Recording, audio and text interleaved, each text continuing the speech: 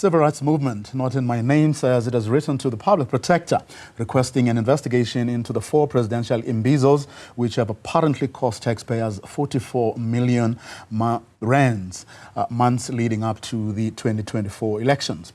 The group says as much public engagements are important, spending the said amount on 4 gatherings amounts to poor financial management and abuse of state resources.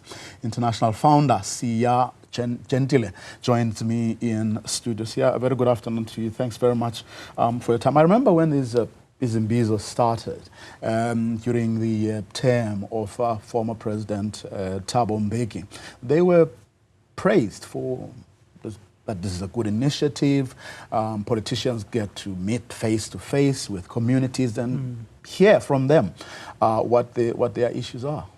Of course, good afternoon to you and the viewers at home. These Imbizos are important. We take nothing away from that. And in fact, we encourage that there should be more. There should be constant community engagement between public representatives as well as ordinary citizens of this country. However, we should not allow that to happen at the expense of financial mismanagement, at the expense of abuse of state resources, or allow those avenues to be used for nefarious reasons. Are they yielding any results? I would argue with you and say between then and now, since after President Mbeki's time, in fact, in this time, they're not making any difference, those things, because the irony of spending 44 million to go into the communities to discuss poor service delivery when you could have used that money to address some of the very same communities' concerns for us is the bone of contention on this matter. And so it should be clear out there that we are not against the Imbizos, but we are against mismanagement and the abuse of state resources and funds. Let's say a bit about the government meeting. I mean, if we assume that these ministers live among people. Should it take the form of, all of them going to one place and then listening? Should they not know what communities are experiencing anyway without having to, put up these, rocking up in the 4x4s, hiring tents, and all of that? Because that issue was raised as well, that if these ministers lived among the people, if these ministers went to public hospitals, they would know exactly what it is that people encounter in the townships or wherever they may be staying. Yeah, our ministers, our leaders in general, aloof, they are totally detached from the lived realities of the people of this country. Hence, you need to hire tents and create events and make a halabaloo out of meeting community members who, by the way, voted for you to come into power. This is one of the reasons why, as a movement, we've always advocated for depoliticization of local government, because at that level, that is where now you've got your ward councillors, you've got leaders at local government who should be reporting to those higher up than them. Then there should be a line of command. So there is no need really for an entire president or the head of state to go down to communities and have in that detail to that extent such discussions. He should be receiving reports from his colleagues who are below him. Be that as it may, we are very much concerned at also the timing of these 4 particular Imbizos, such that it was at the height of campaigning for towards the 2024 NPE, and so the suspicion that some of the funds may be channeled towards that is legitimate, and hence we wrote to the public protector to say that these allegations need to be tested, that the costs were actually inflated, because I sit and think about it, it really makes no sense, even mathematically, that you can have 4 community meetings and you'd have to spend over 44 million. Something is fundamentally wrong in how these things were done.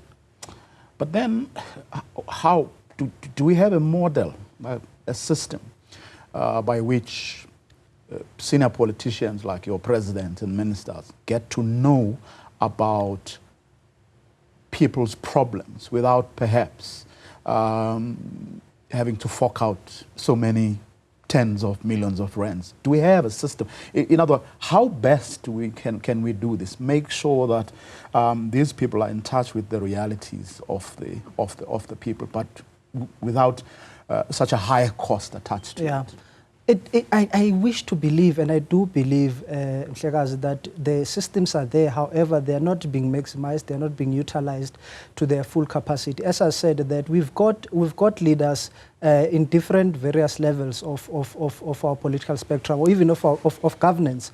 And so I think somebody somewhere is not doing their work. And even up to the president himself, it is also an indictment on him as the leader who's presiding over a government that is failing to meet the needs of the people.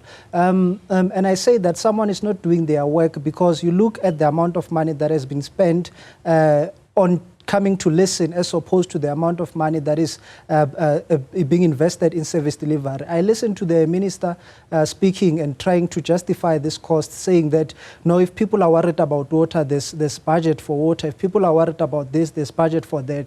But they go to those communities, and when they where they were in Emalahleni, the people there told them that, in fact, we don't have water. And so the question to the minister, Velenkosi Nihlabisa, would be, where's the money now for the water? I'm telling you, with 44 million, you could build a lot of water reticulation systems in this country. You could get boreholes up and running. You could dig boreholes.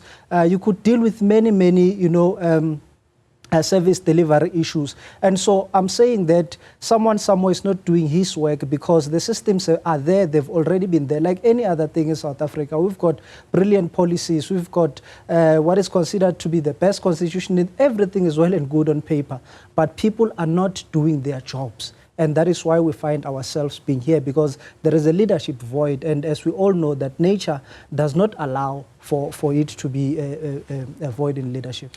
But isn't the real issue here that we have allowed politicians to get away with a lot? In other words, we've deferred, to them. They do pretty much whatever they want to do, knowing fully well that there are no consequences. We are not invested in our own lives and in our own future and the future of our children. Isn't that the problem, unless perhaps the amounts that we're talking about in this instance?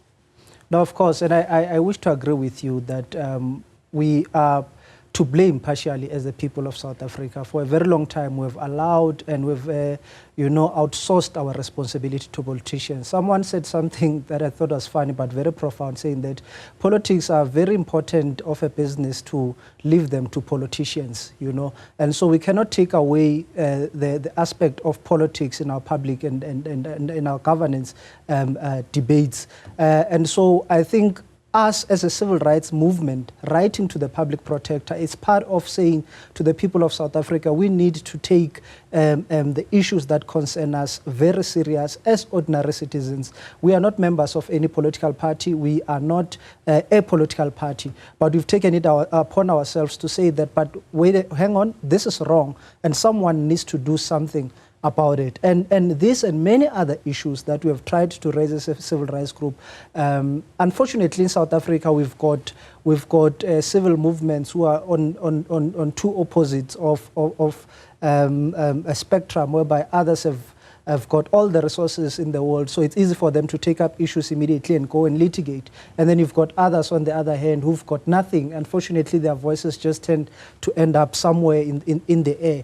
And so this for us says that we all need to come together with the people of this country and also acknowledge the work that you guys are doing as the media, because had you not given us such platforms, it would not be possible for us, to come in and say, South Africans 1, 2, 3 is happening, and as an organization, we are saying that it is wrong. So I agree with you that we have given a lot of responsibility and a lot of our rights as well to politicians and to people that we've elected. And it is time that we stand up and say that we're not going to allow and sit by the sidelines as mere spectators anymore and watch the so-called leaders taking our country and throwing it to the dogs. It's about time that the people of South Africa stand up and realize that cannot continue to be mere reflections of other people's